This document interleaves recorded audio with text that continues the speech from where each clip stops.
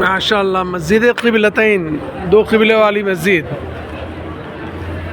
जब आप सल्लल्लाहु अलैहि वसल्लम इमामत करा रहे थे और हुजूर को ये दिल में हुआ कि मेरा क़िबला खाना काबा होना चाहिए,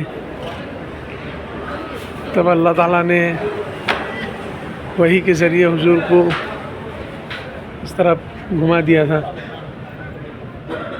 तो ये मस्जिद का क़िबला फिर खाना काबा की तरफ हो गया था।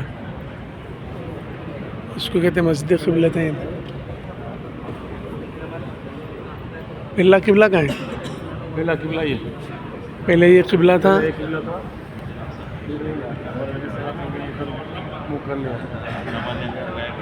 आप सल्लल्लाहु अलैहि वसल्लम का फिर रुख इधर कर दिया गया था। अब ये क़िबला है, मस्जिद क़िबलतैन, दो क़िबले वाली मस्जिद।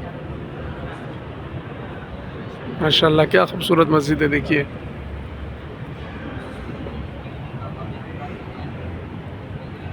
सुभान अल्लाह, सुभान अल्लाह।